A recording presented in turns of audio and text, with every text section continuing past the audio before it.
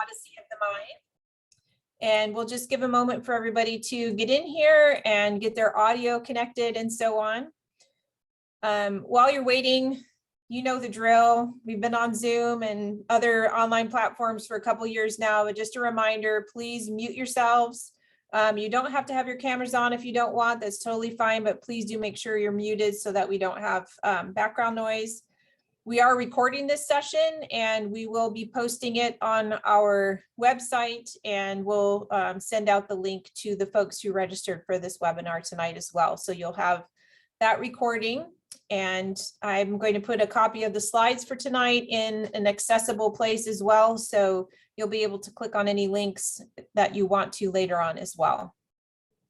If you could please, just for our purposes, go ahead and put your name, and we have your email because you registered for the webinar tonight, but if you could go ahead and just put what part of SoCal you're from, so we kind of get a sense of where folks are. If you want to just put your first name and where you're, the city that you're in, that would be great. That kind of gives us an idea of what representation we have and who is from what region of our organization as well. So that would be super helpful.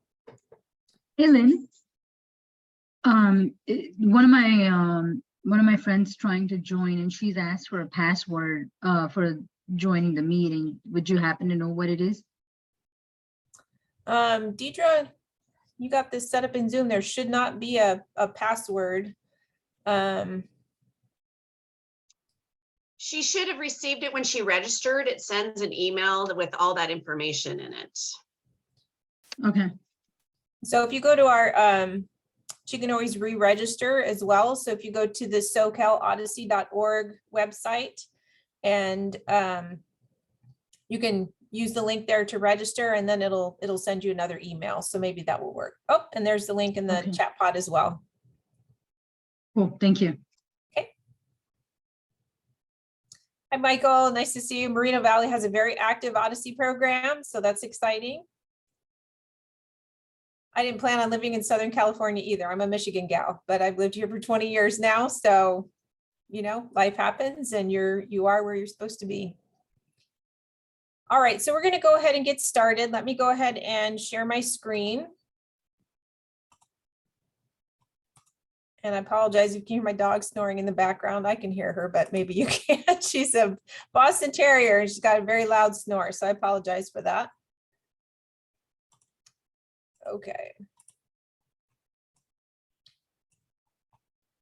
And if at any time you have technical issues where you stop hearing me or you stop seeing the screen, then just please let us know. Deidre's going to be monitoring the chat, so we will be sure to address any problems that you're having. So let me go ahead and flip this into presenter view. All right, so again, our purpose here tonight is to provide some information about Odyssey of the Mind here in Southern California. We're going to talk just generally about what the program is about and specifically about us here in Southern California. And then we'll have some time for questions at the end as well. So any questions you have, I'm not going to be monitoring the chat during this presentation, but Deidre will, and she and I work together really well. If I need to be interrupted to answer a question as we go along, I'm more than happy to do that. So please ask any questions that you have. All right, so just to kind of let you know who's in charge of Odyssey of the Mind here in Southern California, we're all volunteers. None of us get paid to do the work we do. We do this work because we love it and we're passionate about the program and what we know it can do for kids. And so we're all volunteers here in SoCal Odyssey. So I'm the state director. I've been the state director for the past 9 years. And before that, I was a coach for 10 years. My husband and I coached our twins teams for 10 years, and we were fortunate enough to go to World Finals a few times. And so we've been heavily involved in the program for a long time. My right-hand gal, who I could not do this job without her, is Deidre Gerard, waving her hand there. She's my assistant state director, more like my co-state director. We work together just like this. It's a fantastic team. She's been involved in Odyssey as long as I have. Our kids kind of grew up in Odyssey together, and she also has taken many teams to World Finals and done a lot of different things for the organization. Zach Beyer is our volunteer state treasurer. Jan Johnson is a longtime Odyssey person. In fact, pretty much everybody who's involved in SoCal Odyssey got tapped on the shoulder by Jan Johnson to be involved in leadership. So we're very grateful to her for her amazing leadership over the years and just really showing us what it's like to be in charge of Odyssey of the Mind and do a great job with it. She's with us here tonight. So thanks, Jan, for everything that you've done for Odyssey over the years. She is going to be stepping down as our state director, our state secretary at the end of this season to spend more time with her fabulous grandchildren. And so Michael Vallejo is coming on this year to shadow her, and he's going to become our full-time state secretary next year. Rachel and Andrew Price are new this year to this particular role, but again, longtime OMers, lots of fabulous experience, particularly in Problem 4, which we'll talk about later. They are state directors of our problem captains, and we'll talk about what that role is in a little bit. Carol, excuse me, Carol is our coastal regional director. She's brand new to that role, but again, a longtime Odyssey person who has fabulous experience. We're very excited to have her in charge of our coastal region, which is our San Diego area down south. Peter is our Inland Empire Regional Director. He's a math teacher in Huntington Park, but he is in charge of our Inland Empire. Debbie is our LA Basin Regional Director, and Taylor is our South Central Valley Regional Director. And all of these folks have varying levels of knowledge and experience and different things that they bring to the table. And then we have our state problem captains. So we'll talk about what the problems are in Odyssey, and I'll explain what our state problem captains do in a little bit. So what is Odyssey of the Mind? We have this short video from Odyssey headquarters that kind of gives an overview about what Odyssey of the Mind is all about. And hopefully I clicked everything appropriately so the video will show and you'll be able to hear it.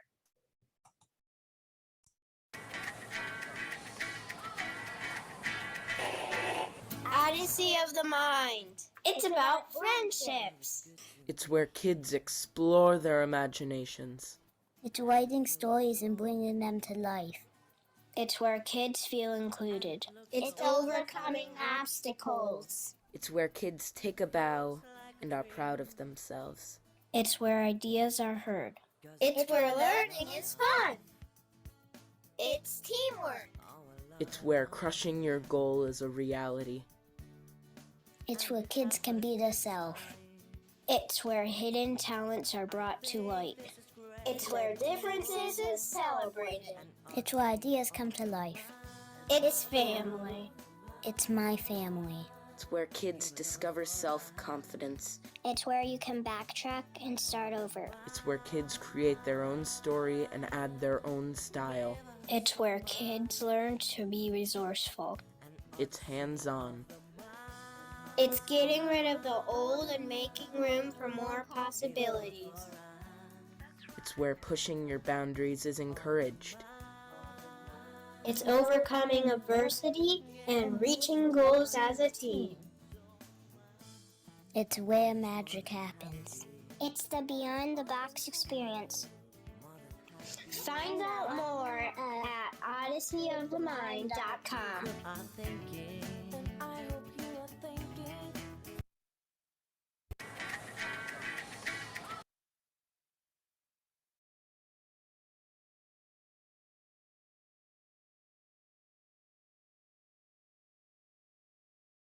Sorry about that. Now you can hear me.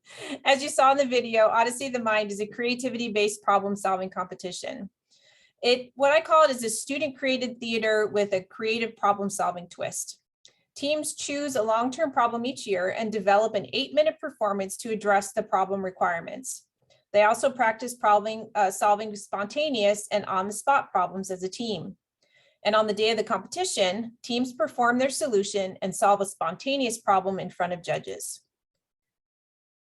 Sorry about that. Participants are rewarded for how they apply their imagination, creativity, knowledge, skills, and not for coming up with a, quote, right answer. In Odyssey, there are no right answers. That's the best thing about it.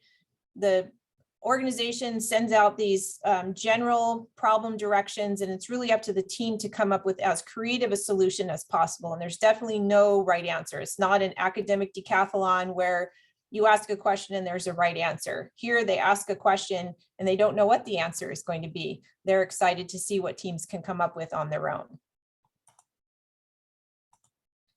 So again, we'll be providing these slides for everybody. So these links will be clickable for you. I've provided a couple examples of some Odyssey of the Mind performances. You can also go to YouTube and search for Odyssey of the Mind World Finals and see some amazing end products of teams that have gone through the regional, state, and then competed at the World Finals. So it's really helpful to look at an end product and see what teams come up with. So I encourage you to click on these links and do some exploring on your own at YouTube as well. There are many, many, many things that students learn while participating in Odyssey of the Mind. They learn teamwork, cooperation, respect for others. They go through so many different decision-making processes, creative and spontaneous problem solving, critical thinking skills, creative writing, visual and performing arts, all of the content areas. We're talking math, science, social studies, everything that's involved in school and the content areas. They're going to be applying that knowledge as they develop their solutions to these problems. They learn to budget. They're given a specific amount of money that they're allowed to spend on their solutions. So they have to be very parsimonious about what kinds of things they buy and where they spend their money. They also learn how to build things and engineer. They're going to be building the props and scenery, and they're going to be making costumes and so on. And to me, the most important thing that my kids learned through this program was they learned that the process is more important than the end result, and thinking outside the box, beyond the box, is what we talk about in Odyssey, is rewarded. Odyssey looks great on college applications. Admissions folks all over the country know about Odyssey of the Mind. They know what participating in Odyssey of the Mind can bring to the table for kids, and it looks great on those college applications. My kids talked about their Odyssey experiences in all of their college application essays, scholarship essays, and they've both been very successful. Also importantly, students learn how to talk through their thinking with adults after their performance. So once they put on that 8-minute performance, they then have to talk to the judges. The judges ask them all kinds of questions about their process. How did you come up with this? Who did this? How did you come up with this idea? How did you build this? And so they learn poise and confidence as they're talking through their process and their ideas with the adults. All right, this is a short video about one SoCal team's experience as they go through Odyssey of the Mind. Odyssey is a really important problem-solving program that teaches you to work with others as a team. This program is based around teamwork and the friends you make along the way. Odyssey has really taught me to come out of my shell and how to understand, how to talk to others, how to communicate with them. And it's really taught me to really how to work together as a cohesive team and, hear other people's ideas, work them into your own, trust them, make sure everybody's doing work. And it's really shown me how valuable words can be and how valuable leadership is. And it's just really helped me, and I think it'll help me out for the rest of my life. I think Odyssey of the Mind is a great program for children because it teaches students how to think in different ways and how to use their natural creativity in ways they wouldn't think of. And it gives students a way of getting out of their comfort zone a little more. And you really develop teamwork together as you learn each other's capabilities and maybe where they struggle in a bit more. During my time in Odyssey, I have learned the importance of building confidence, accepting and respecting other opinions, and opening my eyes to new ideas. Not to mention, Odyssey improves social skills, quick thinking, and creativity. I encourage all young students to participate in this fun activity. Odyssey is an experience that cannot be duplicated. It allows us to share ideas and problem-solving abilities as a team to reach a common goal.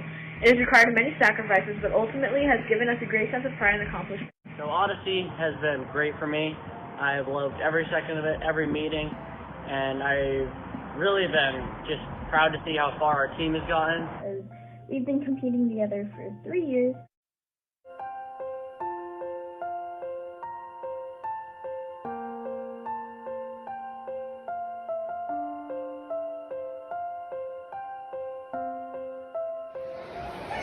Long Shot Solution Division 2 in first place, Team A, Assumption Blessed.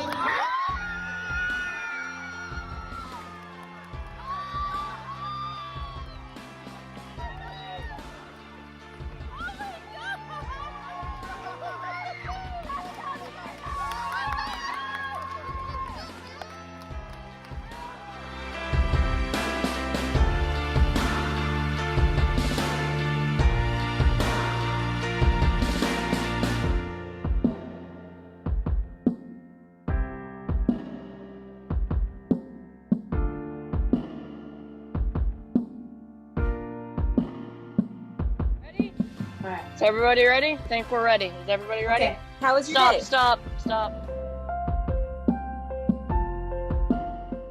Up to Division 2 Classics, Elmer and the Beanstalk. In 6th place, stand and be recognized, the team from Assumption Blessed Virgin Mary, Team A from Pasadena, California. Congratulations, team from California.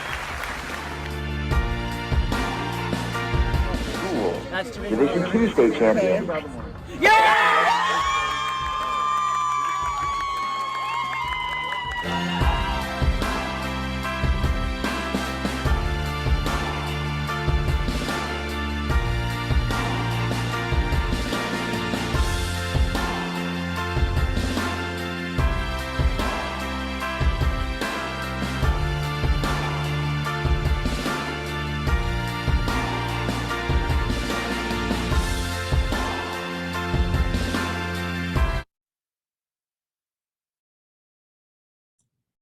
All right, I'd like to thank ABVM for putting together that video for us, kind of showing one team's journey through their season, through the pandemic. You can see we were able to hold Odyssey of the Mind virtually for a season and a half throughout the pandemic, and we're hoping to have an all in-person season this year, but they were able to persevere through the pandemic.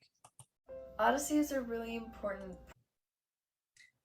All right, so a little bit about Odyssey of the Mind teams. So teams are made up of 5 to 7 students, and they are grouped by grade level. Our primary kiddos are in kindergarten through grade 2. Division 1 are grades 3, 4, and 5. Division 2 are grades 6, 7, and 8. Division 3 are our high schoolers, grades 9 through 12. And we do have Division 4, which is for post-secondary. I actually got to compete on a post-secondary team for 2 years, which was a lot of fun. For divisions 1 through 4, 5 problems are developed each year for teams to choose from.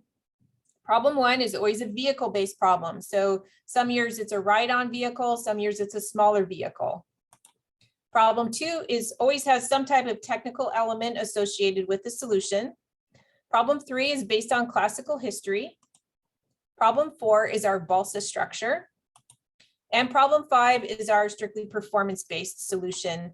And then our primary teams have their own problem each year. So Odyssey Problems, teams take several months to interpret the problem and to develop their unique 8-minute performance, their solution. The coach, the role of the coach is a facilitator only for the process. Everything in the solution has to be created by the students. So the coach is there to guide the students, ask general questions, kind of keep everybody on track, help organize practices and things like that. But everything that you see during that team performance, that 8 minutes, is completely kid created and kid driven. Some of the problems tend to be more technical in nature, while others are more artistic or performance-based, or a combination of all of those. And like I mentioned before, each long-term problem has a low cost limit for all items involved in the solution, between $125 and $145. So that's not a whole lot.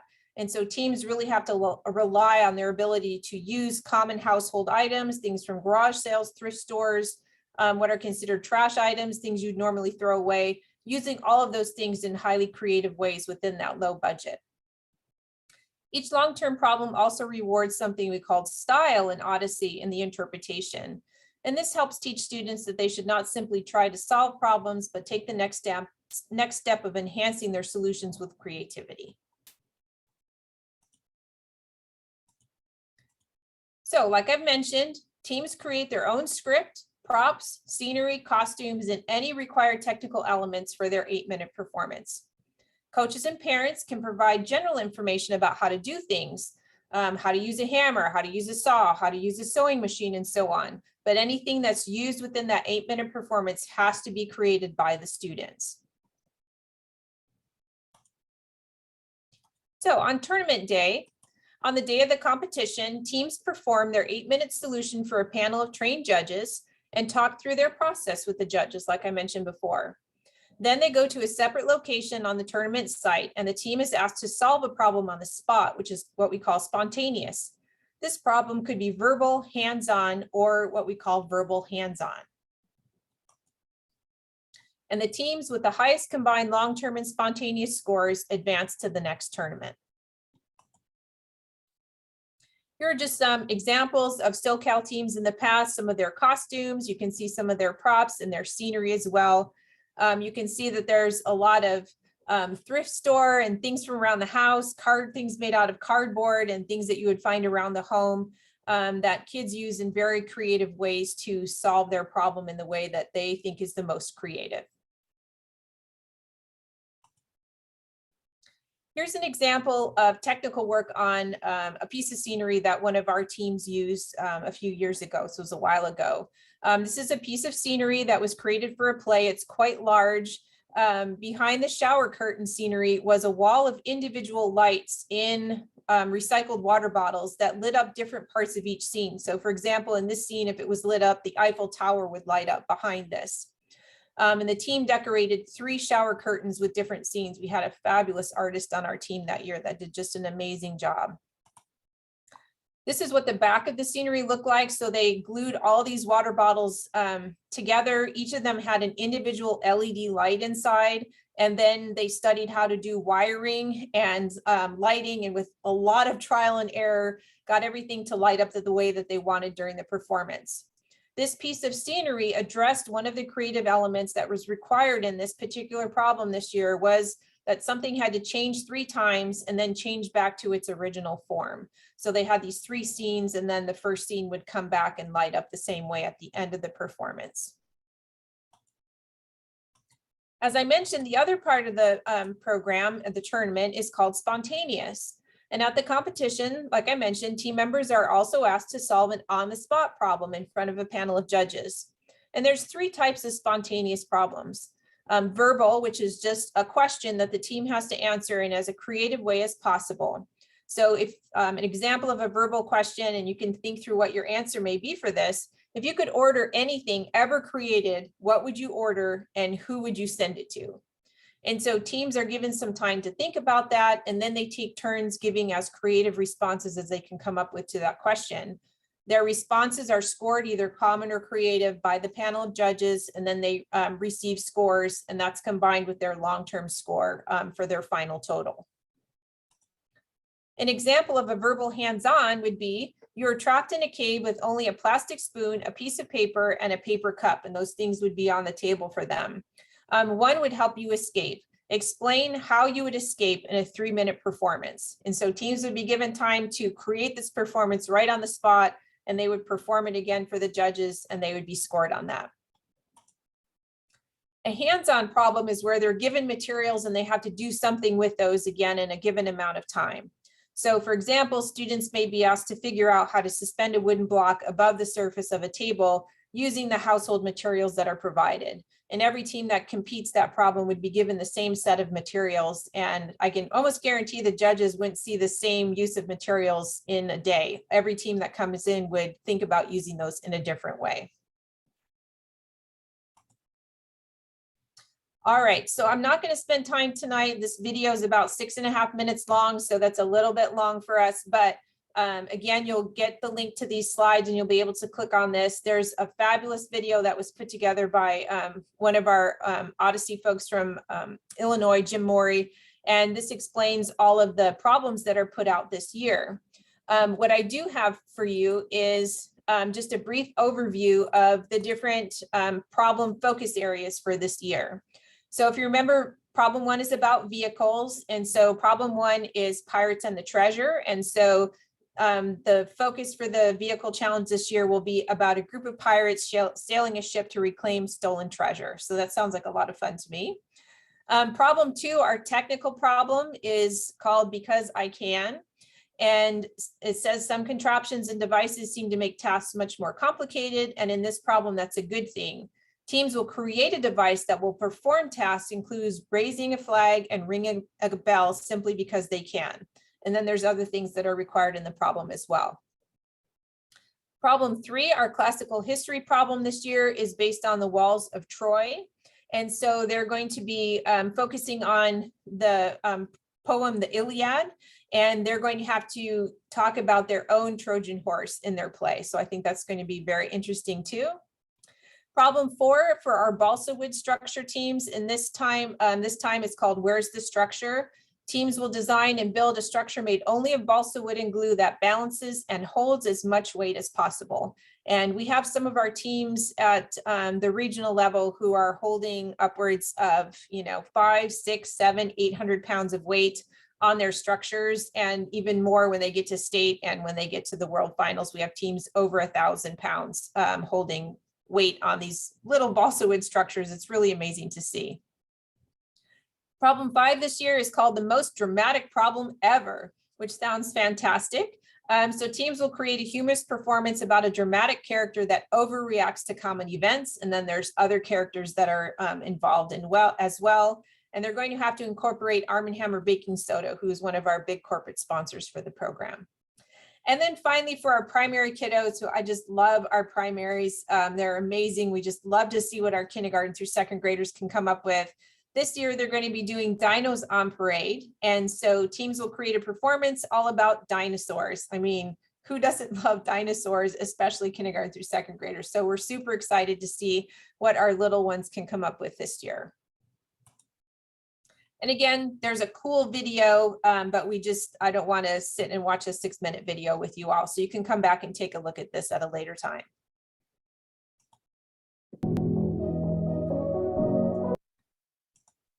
All right. So what do typical Odyssey of the Mind practices look like?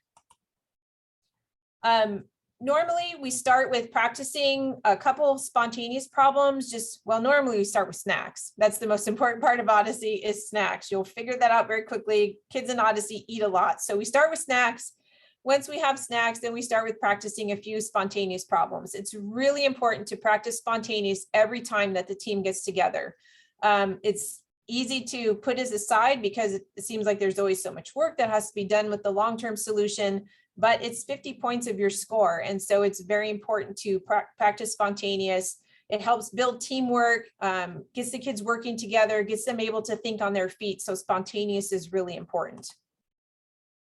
Then the team works on their long-term problem, whichever one they decided upon. And so they may be at the brainstorming spot, they may be writing their script, they may be improving it, practicing the play, building props, scenery, making costumes. And so that's up to the team and the coach to decide how they need to spend their time each practice.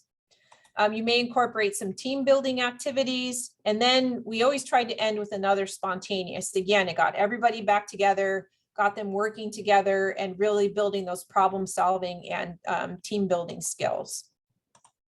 And we always try to debrief as we go through our practices too. How did things go? How could we improve our performance?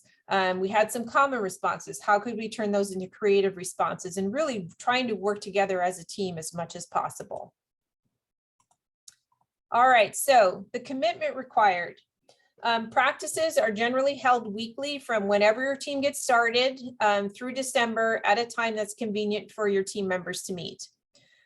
Practices last as long as the team decides and whatever is appropriate for their age and grade. So towards the end, when our kids were in middle school and high school, our practices could be more frequent and less frequent in high school because of all their other commitments. But we could meet for a longer period of time because the kids were older and they could focus.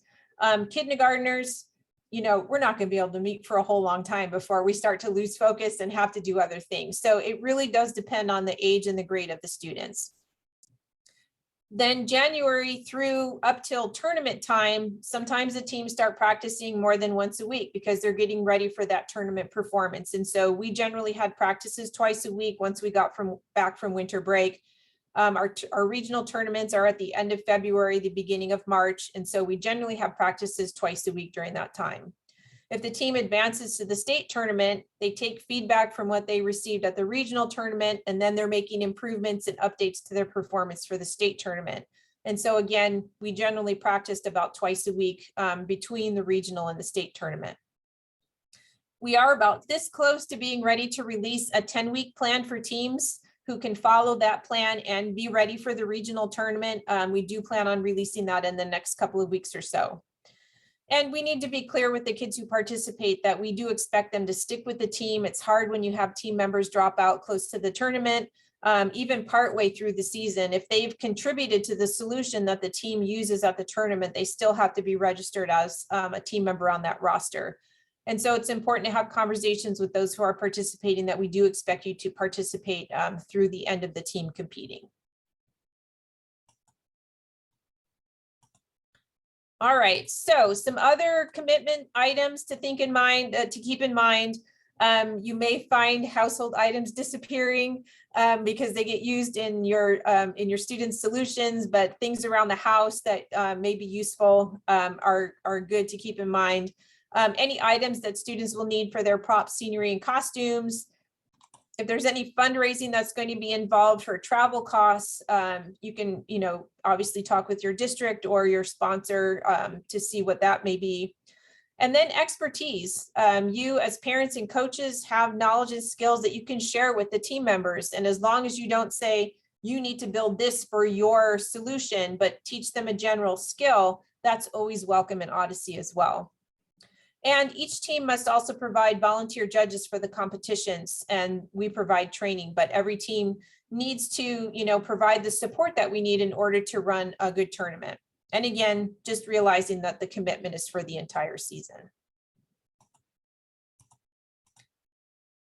As I've kind of alluded to throughout the presentation, there are very strict rules about outside assistance. And as we like to say, only the team's minds and hands can contribute to their performances. So it's difficult not to step in and say, you need to do this way, you screwed that on this way, the wrong way, you need to sew it this way. But it really is all about the kids learning how to problem solve, how to figure things out, and learning how to apply things that they've learned.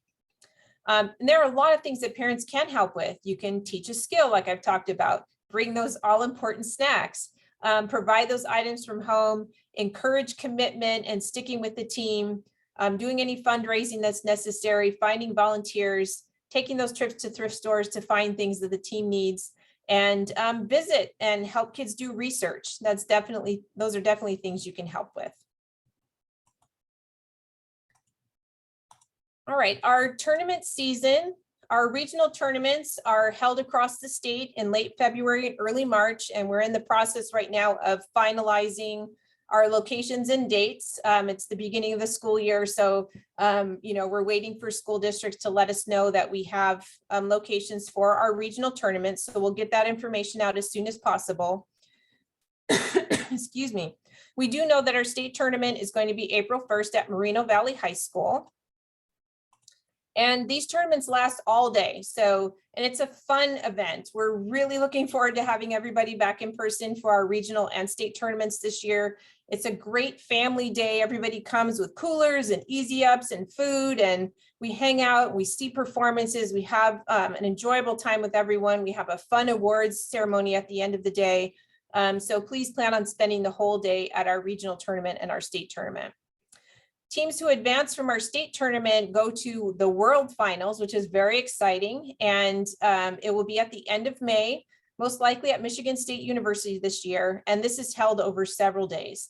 So you can imagine teams who advance to the World Tournament from the state tournament have to do some fundraising and work with their district for travel arrangements and things like that. So you are here tonight because you're interested in starting an Odyssey team. So how do I get my child going in this program?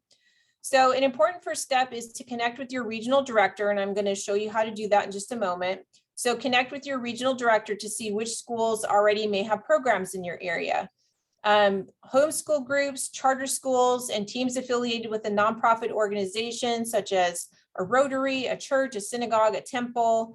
So any nonprofit organization are also welcome to form teams outside of a school district. You'll want to purchase your national membership, and this gives you access to the problem details for the 5 problems plus primary. And I can show you how to go to the national website and how that works in just a moment as well. And then once you purchase your national membership, later in the fall, you'll be assessed your state membership fee, which you'll pay. And then you get your team members and start working together and decide which problem your team wants to solve.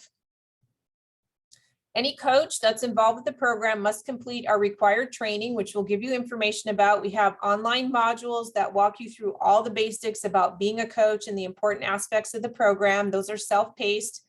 And then you need to attend one live webinar, which we're going to hold at 3 different times during the fall. So you'll be hopefully getting all the information that you need to be a successful coach. We encourage you to check out our SoCal website. We've worked very hard to put lots of important information here. You can see there's tabs for teams, for coaches, for parents, for our judges and volunteers. We've got great information here about building teams. And this is where you can connect with your regional director. So if you click on regions, you can enter your zip code here. And once you do, it will let you know which region that you are located in. And then you can visit the regional website and you can find out more information by clicking on the region info tab. So lots of great information on our SoCal website. We encourage parents who are involved with the team who may not be a coach to get involved as a volunteer. Being a judge or official really helps you understand the program well, and it will help you be a better coach and help you understand what your child is doing in the program as well. So some additional useful resources for you as you begin your journey. The national website is odysseyofthemind.com. And there's all kinds of great information here. When you're ready to start a team and join, you click the join icon here. And here's all the information about your individual membership. This is where you would start, and you click on there and it walks you through the process for getting your individual membership.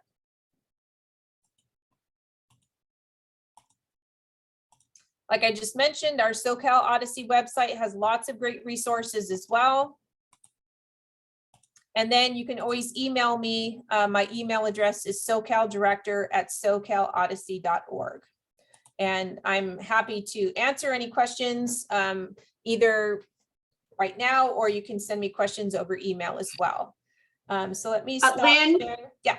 Lynn, I just want to jump in. A really good suggestion was you might explain where maybe some funds might come from for team budgeting and different areas. Right. So when our teams, when we went through the school district, we were able to get some support from the school district. So there were some categorical funds that were available. We got some funds through the Educational Foundation in our children's district. And so we approached their PTO or PTA, I can't remember which one it was, and they pointed us in the direction of the Educational Foundation for the district. PTO, PTA often support teams as well. When we were going to World Finals, we did, all the normal types of fundraising. I wish we had had GoFundMe back in the day. That wasn't as big a thing when we were going to World Finals. And so I think, is that the kind of information that they were asking for?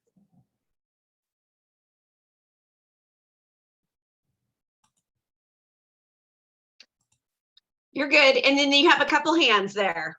Okay. JJ, go ahead. So this is my first year, and it's going to be my daughter's first year.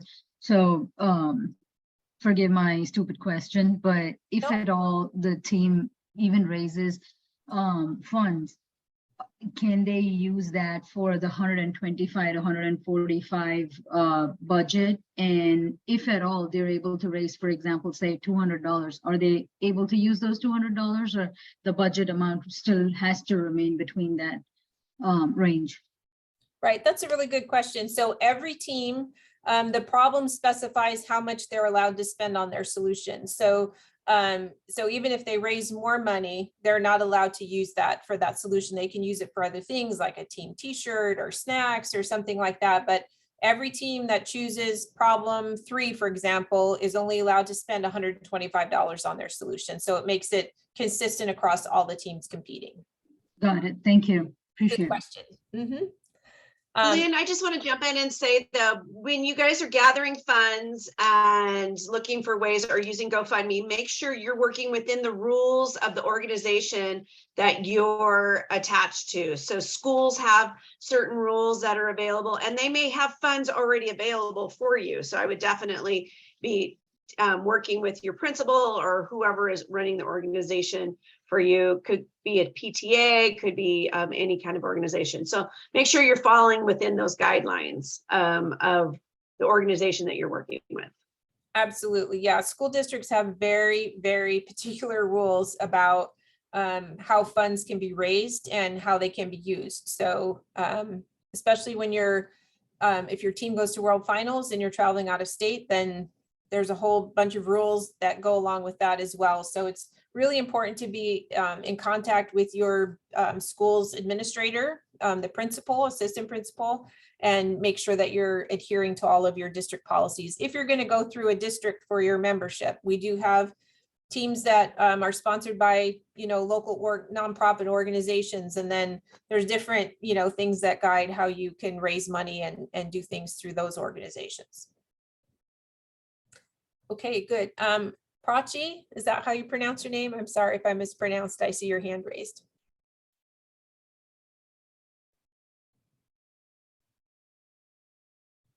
If you're speaking, you need to unmute. There you go. Okay, that was by mistake. I don't know how that hand raised, but it's a good session. Okay, thank you. No worries at all. Any other questions in the chat, Deidre, that I missed while I was presenting? I have another question. Sure, go ahead. I know that, this is, like I said, this is my first year and all that, and I'm trying to get as much training or as much advice as possible. Any pointers you may have, like whether I should, of course I'm going to go through the at your pace training and attend the webinar and everything, but is that pretty much it? Or do you have any pointers or anything that I can follow to make my life a little more easier? So I think our online training modules are the perfect place to start, and we're just finalizing with updating them for this season. We should have those ready to go. I think Deidre, our new coach one, should be pretty much ready to go, right? Yeah, the new coach one's pretty ready to go. The other thing that we'll have, which will help you out too, is we're going to have some webinars with past team members and stuff. So your team members can come and watch that, participate in those Zooms, and that'll be really helpful. The best tip I can give you for coaching for many years is the kids can do it. Whatever they think they can do, they can usually rock it out, and you'll be surprised. And there'll be lots of challenges where you're like, I know exactly what the issue is here, but they just got to figure it out. So amazing. Their imaginations are way bigger than any of ours. So just really embrace that and just have a really good time running with that with them. Empower them. Empower them. Exactly. Absolutely. The more we step back in this program, the better the kids do, and it's really hard to, do that as a parent and a coach and so on, because like Deidre said, you can look at it and you're like, oh my God, if they would just do this, it would be okay. But maybe if they did that, it wouldn't be okay. And they come up with something else that's, like Deidre said, way beyond what we would have ever thought of. And I've seen that time and time and time again as a coach, and also, seeing performances at tournaments and so on. What the kids come up with just go way beyond where my imagination ever would have gone. So we just need to step back. We need to step thank back you. And let the kids and that's supremely helpful. I think yeah, it's for the kids and by the kids. So I think that's supremely helpful, and I'm really excited about this season and going forward with this. Thank you. That's great. We're excited to have you here. You asked some great questions. Jan, as our longtime goddess of Odyssey and SoCal, any other pieces of advice or words of wisdom for our attendees tonight? To tack on to what Deidre said, when the kids are working together over a period of time, don't worry, they won't be finished until the day before the tournament. That's about when it will all come together. It's definitely a process, and it's a fantastic process. I just love how the kids work together and become friends and really stay friends over the years. That's very much possible. And the challenges that they have and the challenges that they overcome, they're learning from it every day. And all of you who intend to coach, that's just fabulous. Be sure to take some time for yourself. And remember, if you're having fun, the kids are having fun. So yeah, make it fun. Absolutely. And we're here to support you. The online modules are a great place to start. The first coach webinar we're going to have is in October, but if you get your team started before then and feel like you need some support, you just need to reach out to your regional director or myself, and we'll make sure that, we get some questions answered. We're going to have webinars specifically on spontaneous, style, and paperwork for the tournament. The paperwork webinar will be closer to tournament time in January, early February, but we'll do spontaneous and style probably sometime this fall. And again, those are for teams to attend. We really encourage the kids to come as well as the coaches. And it's a great opportunity to get together and learn. Lynn, I just want to mention one thing because everybody's new is, so in the presentation, you showed a problem synopsis. And I just want to make sure that everybody understands those are not the exact problems. Those are just a little brief description, and teams will not solve the problem from that description. They will have, once you purchase your membership with Odyssey HQ, you will have access to the full problems, which are 6 pages long, a lot of them. So don't think that you'll be solving the problem or the kids will be solving the problem from those 5 sentences. Those are just a brief little tickler for the teams to go, oh, I want to do that. So just keep that in mind. Oh, that's excellent. Thank you for mentioning that, Deidre. All right. Any other questions we can answer for you tonight? That's what we're here for, to kind of tell you about the program and then answer any other questions that you have. Hi, Lynn, this is Prachi again. That was a main hand raise here. So I'm also coaching the primary group. So for primary group is non-competitive, right? Yeah, so the that's exactly spontaneous, verbal, we still do it. Right. Yeah. So I should have mentioned that. So thank you for asking that question. I'll go back and add that into the presentation for next time. So yeah, our primary are what we call non-competitive. They still go to the regional tournament and perform their 8-minute solution. Everybody gets a medal, a ribbon, a sticker, or something, whatever. Each region does things a little bit different, but everybody on the team gets some recognition of their performance. They do spontaneous, but it's a super fun atmosphere. Deidre, you want to talk a little bit? You've been our primary PC, and anything else you can add about our primary kiddos? Well, that's the same advice I gave JJ, is just have a good time with it. They create, there's been years that I've watched, an entire solution created out of frosting.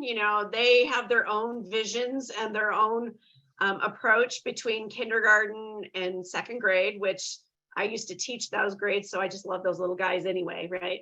And half the fun is just watching them dance around. But the other thing I would say is I was totally blown away this last season. They actually had to create vehicles for themselves. And they blew my mind last year. They were their solutions were incredible. So just because it might be from kindergarten to 2nd, doesn't mean they're not going to have something amazingly creative that they're less impeded by these restrictions that we have in our minds. They're just like out there, anything can be a possibility, right? So just have a good time with them. And the snacks are critical at that age. So very critical. Yeah. Well, snacks are critical at every age. I can tell you, we did elementary, middle, and high school, and snacks were the most important part of every practice. Yeah, the first session we had, they said like, no healthy snacks, please. No healthy snack. That was the first rule for our Odyssey this year. That's awesome. I love it. And then the budget is still there, right, for the primary? Yep, there's a budget for the primary problem as well. Same thing. Okay. Yeah, it's normally $125 for primary. So, and it is non-competitive, and the judges are really approachable and, you know, really sweet with those little primary guys. And all of our judges are actually incredibly encouraging and supportive of teams across the board. So, and remember, those are all volunteers. Those are parents that, you know, come and help and really are passionate about the program. Thank you so much. Great questions. All right, anything else we can help you with tonight? Someone asked about contacting your regional director. You can definitely, the contact information is on our website, and I'm going to put my email address here in the chat as well. And you can just, I can't talk and type at the same time. There we go. So you can just email me and I can forward your question on to the appropriate regional director as well. So that's not a problem. We're here to support you. We want you to have a successful season. So we really appreciate you being here tonight, asking some great questions. Feel free to reach out if you need more information. We'll put this recording where it's available and email the links out to everybody. So you have the link to the presentation so you can click on things and watch the presentation as well. Lynn, my shoulders do feel a little lighter now. Well, after that's this good. That's meeting. awesome. Thank That's you. exactly what I needed to hear. I'm super happy to hear that. So thank you, everybody. Have a fabulous night and have a fabulous Odyssey season. Good night. Good night. Thank you. Good night. Bye. Thank you.